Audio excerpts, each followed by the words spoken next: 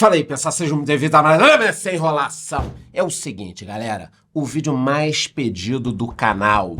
Afinal de contas, seria melhor colocar dinheiro em imóveis físicos, apartamentos, investir nisso, ou em fundos imobiliários? O que seria melhor? Colocar 1 milhão em imóveis ou 1 milhão em fundos imobiliários? 500 mil imóveis ou em fundos imobiliários? 100 mil imóveis ou em fundos imobiliários? O vídeo definitivo sobre o tema, tudo que você precisa saber. Inclusive, no final vou dar minha opinião. Se eu tivesse uma grana, onde eu colocaria? Vou mostrar alguns fundos imobiliários, algumas comparações. O vídeo tá super completo, tudo em 5 minutinhos. Mas antes de eu começar, você já sabe. Se inscreva aqui no YouTube batendo no sininho e me diga nos comentários. Se você tivesse 100 mil reais, tá? E eu vou mostrar quanto isso renderia aqui. Mas se você tivesse 100 mil reais, você investiria em imóveis físicos ou em fundos imobiliários? Saia de cima do muro e me diga aqui nos comentários antes de eu começar o vídeo. 100 mil reais, imóveis ou fundos imobiliários? Me diga aqui nos comentários, sem enrolação. Antes de eu começar, tá aí na tela. Eu estou sendo indicado ao Prêmio IBEST Influenciador de Investimentos. Vote agora, vou deixar o link aqui embaixo pra galera votar. Reparem que na foto foi antes do meu transplante capilar, eu estava com cabelo, agora a casa caiu literalmente. Então, bora falar aqui, fazer a comparação entre imóveis e fundos imobiliários, começando pelos imóveis. É isso aí. Quais são as características de um investimento em imóveis? Normalmente você tem que dar um valor de entrada, muitas vezes até alto, o dinheiro fica concentrado em um ativo, tem condomínio, IPTU, às vezes algumas obras, imposto sobre o aluguel, valorização, desvalorização, aí a depender da região a gente vai conversar, mas tem aquela história, quem compra terra não erra. Então olha quanta coisa aqui. Você tem que dar muitas vezes um valor alto de entrada no imóvel, ou pagar aí um valor cheio. IPTU, condomínio. Ah, mas eu não vou pagar condomínio que eu vou alugar para alguém. Beleza, bichão. E se você não conseguir alugar? 3, 4 meses sem alugar?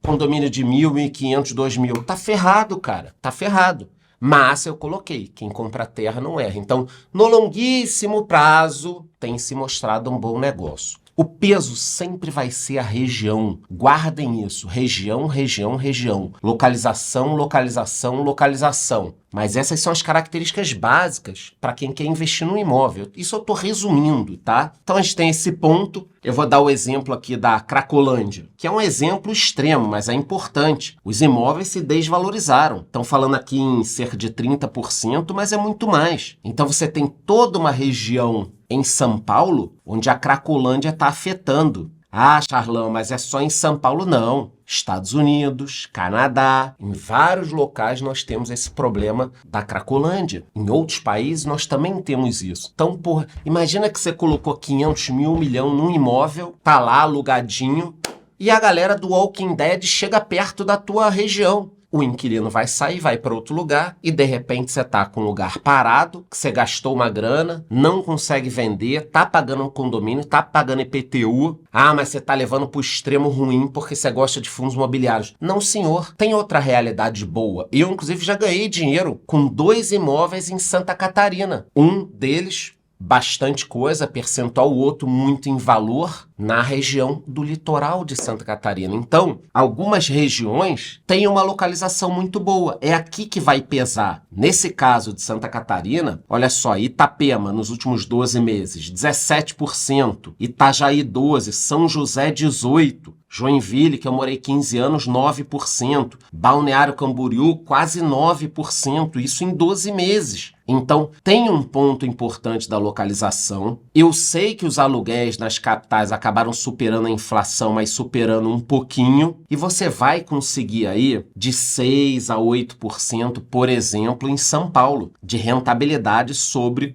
o seu aluguel. Mas tem uma porrada de coisa que depois a gente pode ponderar de novo. A questão é, ao colocar 500 mil, eu vou colocar 500 mil como exemplo, num imóvel para alugar, você está colocando, às vezes, todos os ovos no mesmo cesto ou na mesma cesta. Se der um probleminha, você tá ferrado. Você entendeu? Ah, mas é Airbnb, não sei o que, aí proíbe, aí você não consegue colocar, aí o prédio entra como história. Então, na minha cabeça, para quem tem muito dinheiro e muitos investimentos como diversificação, até pode valer a pena. Mas no final eu vou dar minha conclusão final. Então imóveis têm essas características. Falando agora de fundos imobiliários, qual é a situação? Bom, é um valor baixo se comparado ao imóvel. Você consegue começar com R$10. Imóveis não. Rendimentos isentos de impostos. Potencial de ganho com a valorização da cota, da mesma forma que o imóvel tem com a da região. O dinheiro não fica concentrado em um só ativo, esse ponto é importantíssimo, e diversificação de portfólio. Os fundos imobiliários que subiram em agosto um pouquinho. Muitos investidores descobriram esse mercado. Eu estou aqui falando mais firmemente disso desde 2017 e 2018. Eram 200 mil investidores. Agora somos quase 3 milhões. O IFIX vem subindo desde 2017. Aqui na pandemia que teve essa queda forte, depois o juro subiu, agora ele continua subindo.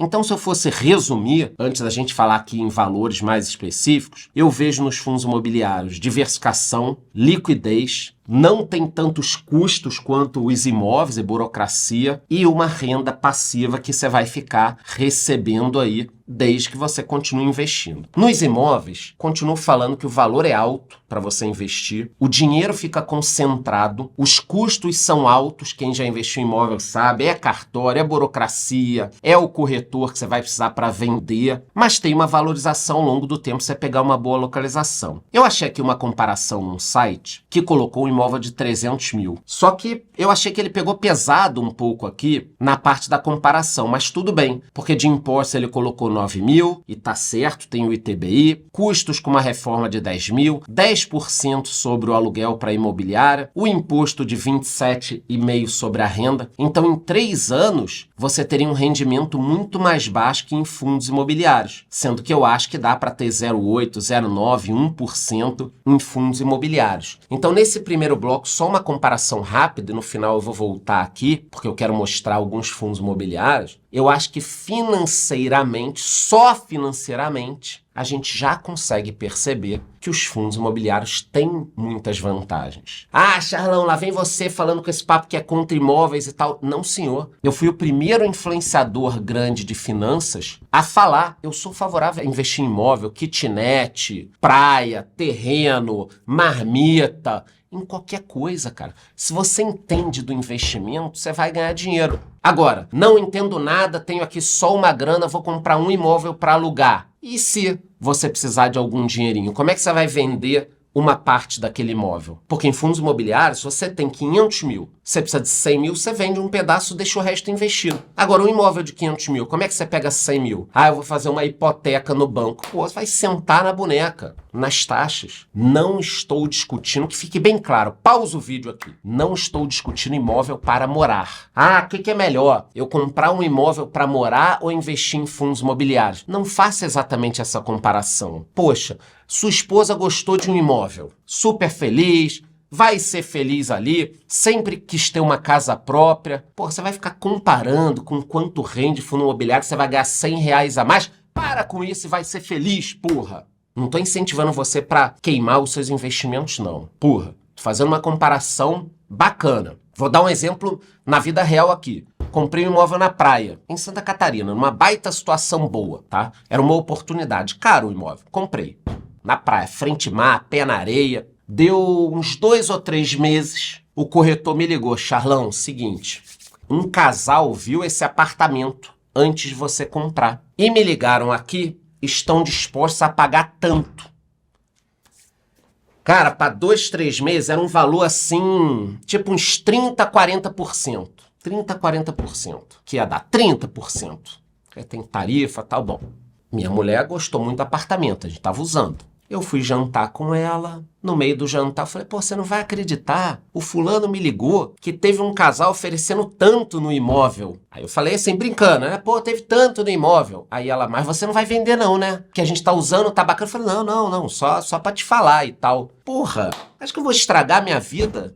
Então, não é sempre sobre dinheiro. Óbvio que tendo dinheiro é mais fácil falar isso. Mas tem gente que sempre quer mais. E aí? E a tua paz, a felicidade da tua mulher, do teu marido, não conta na equação? Entendeu? Porque dinheiro você busca. Felicidade, às vezes, é um pouco mais difícil quando você já tem. Então, só para tecer algumas considerações, que financeiramente É óbvio que, na média, os fundos imobiliários serão melhores. Mas, se você achar uma boa localização, com muita valorização, talvez você consiga bater. E se for para morar, para ser feliz, não dá para pensar só em dinheiro. Estamos conversados, cara. Não dá para pensar só em dinheiro. Quem tá falando aqui é um cara que fala sobre dinheiro. Mas quando você reduz tudo a dinheiro, a vida não faz sentido. Agora vamos ver o seguinte. Do momento que você decidiu investir 100 mil em fundos imobiliários, quanto isso renderia no mês? Bom, eu achei uma matéria aqui falando de 500 mil aplicados em fundos imobiliários. Só que eu preferi fazer com 100 mil para ficar mais fácil a conta da galera. Eu peguei 10 fundos imobiliários da matéria, não é nenhuma recomendação, não sou eu que estou recomendando, é a matéria, eu vou deixar aqui nos links, e eu vou falar um pouquinho sobre eles, sobre esses 10 fundos. Por que eu vou falar sobre 10? Porque caso você queira investir em fundos imobiliários, não faz sentido ter menos de 10 na carteira, a não ser que esteja começando ali, 1, 2, 3, 4, 5, 10 eu acho o número ideal para que você não tenha muito risco em cima de um fundo só, beleza? Por isso que eu tô falando sobre 10 e eu acho que você deve ter 10 fundos na tua carteira, tá bacana, tá legal, depois você vai investir em outras coisas. Tá bom, vou começar aqui pelo Tegar 11, tá na matéria, é um fundo híbrido e de papel, tem quase 200 mil cotistas, tá atualmente no seu preço justo, pagou 13,53% nos últimos 12 meses, ele tem 215 ativos, olha a diversificação, tá? E eu não tô recomendando não. Mas o que seriam esses ativos? Loteamentos, incorporação, multipropriedade, que eu não gosto muito, mas tem pouca. Basicamente o que a gente tem mais aqui são loteamentos, shopping, imóvel para renda. Então, em vários locais do país, esse fundo aqui tem alguns ativos, tá? Majoritariamente, o indexador dele é o IPCA. Tem também um pouco de GPM e pouquinho de CDI, mas basicamente IPCA. Conforme eu disse, nos últimos 12 meses pagou 13,53 e no último mês 0,95. Depois nós temos o IRDM11 na matéria ali. É um fundo de recebíveis, quase 300 mil cotistas, está abaixo do seu preço justo e pagou mais de 12% nos últimos 12 meses. Ele tem o IPCA como principal indexador, os ativos são papéis, então você está vendo, é um fundo de CRI, que seriam dívidas de imóveis, loteamento e tal. Quer investir em fundo de papel? Tome cuidado, estude, tudo bonitinho. Vocês sabem do risco que é investir em fundos de papel. Tô falando aqui porque tá na matéria e vocês querem ter uma ideia de quanto renderia 100 mil em fundos imobiliários, tá? Temos aqui fundos, geração de energia, loteamento, incorporação. É só você baixar o relatório do fundo que você vai ver o que ele tem. Pagou 1,03 no último mês e 12,66 nos últimos 12 meses. Depois nós temos o KNCA11, é um Fiagro, eu tenho ele na minha carteira. Tá no seu preço justo, quase 70 mil cotistas, pagou mais de 12% nos últimos 12 meses. Ele tem aqui tanto papéis atrelados ao CDI quanto o IPCA, é um fundo bem grande, tá? Com uma liquidez boa, já tem mais de 2 bi de patrimônio. E para quem quer saber o que tem dentro, você pode baixar o relatório, mas eu trouxe aqui, ó, bioenergia, produção de insumo, proteína animal, citricultura, distribuição de insumos. E a Quineia é uma grande administradora, né? Gestora, tá ligada com o Itaú. Poxa, gente, é um negócio que não tá no mercado brincando, mas também não é nenhuma garantia. Nos últimos 12 meses pagou 12,29 e no último mês 1,01. Próximo é um Fiagro também, Snag 11, tá na carteira do canal, tá exatamente no seu preço justo e pagou 12,33 nos últimos 12 meses, livre de impostos, tá? Então, conforme eu disse, ele tá no preço justo, tem mais de 100 mil cotistas, uma liquidez boa, diária, um patrimônio já acima de 500 milhões. Ele é um pouco mais concentrado do que o KNCA11, ele é um fundo um pouco menor, mas você pode ver aqui as regiões que ele tá. E se você quiser olhar quem são os ativos, né, a exposição por ativos, você também pode pegar lá no relatório gerencial. Eu não vou falar sobre tudo, mas você tem leite, você tem café, você tem vários produtos aqui dentro, principalmente da Boa Safra, com quase 67%. Pagou 0,97 no último mês e 12,33 nos últimos 12 meses. Depois nós temos o TRXF11. Não me lembro de ter falado muito sobre ele aqui no canal. É um fundo do segmento de renda urbana, 56 imóveis em 3 estados, dados, olha a diversificação, mais de 150 mil cotistas e está ali praticamente no seu preço justo. Quando a gente olha o tipo de segmento, atacadista, varejo, casa e construção, e o destaque para aquela rede Açaí ou Açaí. E também tem o Mateus, Pão de Açúcar, Leroy Merlin, Extra, Sam's Club, Carrefour, mas é um fundo de um segmento interessante que a gente tem falado pouco aqui no canal. Receita por estado, a maior parte em São Paulo, mas tem bastante coisa fora de São Paulo também. Um fundo do segmento interessante, fechou contrato para construir um hospital que vai ser locado para o Albert Einstein, então, poxa, mais um bom ativo aqui, isso em São Paulo, pô, bem bacana, em Albert Einstein, pô, um baita ativo, né? Pagou no último mês 0,88, nos últimos 12 meses 11,22, bastante coisa. Depois nós temos o RBVA11, me recordo de já ter falado desse fundo aqui, ele antes, se eu não me engano, era só de agências bancárias, depois ele aumentou, mais de 60 mil cotistas, uma vacância de 7%, está ali praticamente no seu preço justo e pagou 11,35 nos últimos 12 meses. São 72 imóveis, olha quanta coisa, como fica diversificado e tem uma liquidez diária acima de 1 milhão. Outro ponto que pesa aqui, tá? Na minha opinião. Os locatários, ó, Caixa, Santander,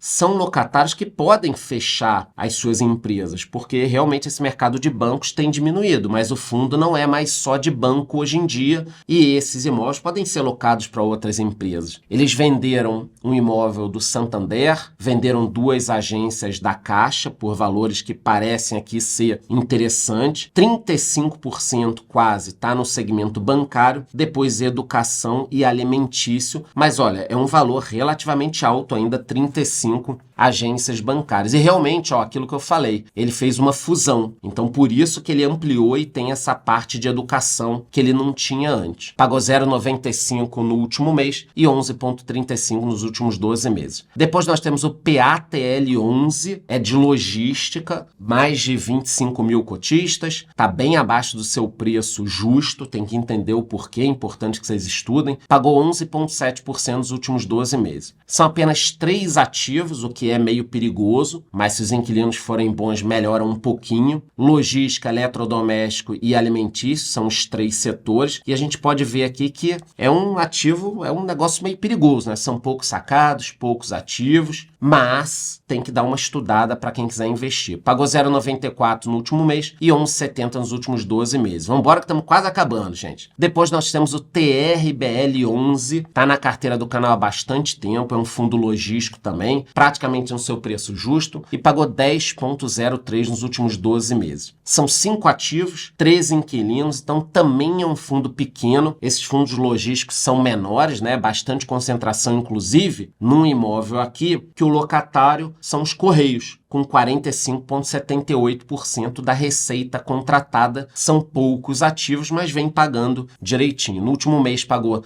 0,88 e nos últimos 12 meses 10,03, falta pouca coisa, vamos lá. Próximo fundo da lista de 10, XPML11, mais de 500 mil cotistas, um portfólio bem distribuído, uma vacância pequena, preço sobre valor patrimonial quase no preço justo e abaixo de 10% nos últimos 12 meses de pagamento.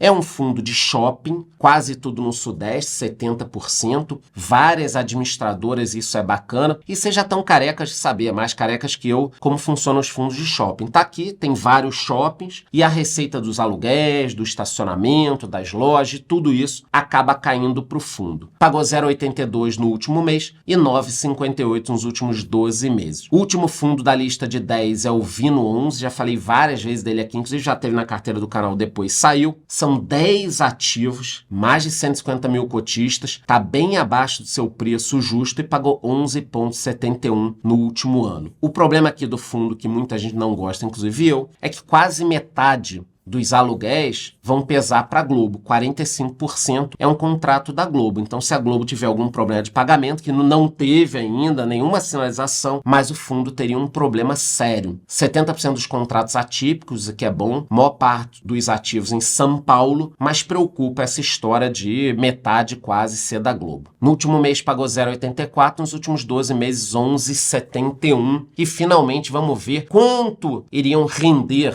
os seus R$100 mil R$ 100.000 em fundos imobiliários aqui. Antes olhar o gráfico, a gente percebe que o VINO 11 caiu muito, mas alguns fundos caíram um pouco e outros subiram. É assim a dinâmica dos fundos imobiliários, né? Mas os seus 100 mil renderiam aqui, se a gente fosse dividir um pouquinho, quase 10 mil para cada fundo, um pouco mais de R$ 900 isentos de imposto de renda. E isso tem que pesar muito, porque lá nos imóveis você não teria essa isenção. Então vamos lá. Falei sobre muita coisa, passei um pouquinho dos 5 minutos, estamos com 8 minutos e meio, mas eu expliquei a diferença de imóveis e fundos imobiliários. Cada região do país vai ter uma situação, tem lugar que é bom, tem lugar que é ruim. Se você tem pouco dinheiro, colocar em um imóvel só é muito arriscado. Se você tem muito dinheiro, às vezes você vai ganhar menos com aluguéis, mas está diversificando. A minha opinião final é a seguinte: se eu tivesse 1 milhão, por exemplo, ou só 500 mil para comprar um imóvel e deixar alugado, eu daria preferência para fundos imobiliários. Para não ficar concentrado, vender a hora que eu quisesse, não tem impostos, uma série de coisas. Então, a minha preferência seria essa. Tenho 10 milhões, 15 milhões já. Pintou aqui uma oportunidade de um imóvelzinho que pode valorizar, que eu vou deixar alugado. Aí eu deixo, cara. Mas no caso de pouco dinheiro e mobilidade, os fundos imobiliários são imbatíveis. Essa é a minha opinião. Mostrei a diferença, mostrei os 10 fundos aqui da matéria. Cara, tudo super mastigado, inclusive a questão de que não coloque na balança apenas o dinheiro. Você não vai ser feliz assim, nem com todo o dinheiro do mundo, se só o dinheiro tiver valor para você, principalmente depois que você casar. Aguarda o que eu tô falando, tá? Então, depois de tudo isso, eu vou te pedir 3 coisas e não 2. Primeira, se inscreva aqui no YouTube batendo no sininho. Segunda, me diga nos comentários, depois de tudo que eu falei, te dei 100 mil, você vai investir no imóvel ou em fundos imobiliários? E terceira, tá aí na tela, fui indicado ao Prêmio IBEST Influenciador de Investimentos do ano.